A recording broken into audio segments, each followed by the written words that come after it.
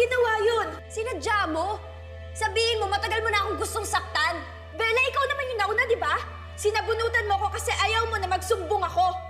Anong isusumbong mo? Na hindi po ako yung nag-leak ng test paper sa GC namin.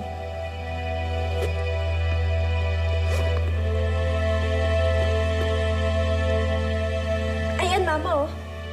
Di ba number po yan ni Bella? Ayan po yung number na lumabas sa hacker app na yan. Siya po yung gumamit ng account ko para po mag-leak ng test paper sa GC namin. Mama, siya po yung cheater, hindi ako. Bella, totoo ba to? Hindi po totoo yan. Sige nga, gano'n ka nakakasigurado na accurate yung app na yan? Bella, umamin ka na kanina, di ba? Ngayon, bakit hindi mo aminin sa harap ni Mama? Kasi cheater ka at violente ka pa. Hindi yan totoo, Bella! That's enough! Tumigil na kayong dalawa dahil pareho kayong may kasalanan dito. Ikaw, Bella, anong pumasok sa isip mo para gawin mo yan sa kapatid mo?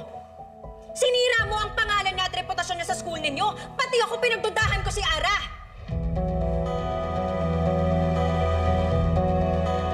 Sorry po.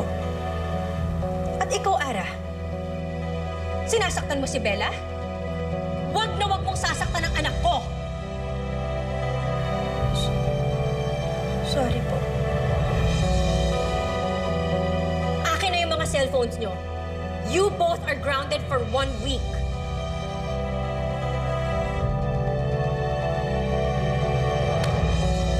Pagod na ako sa away ninyo.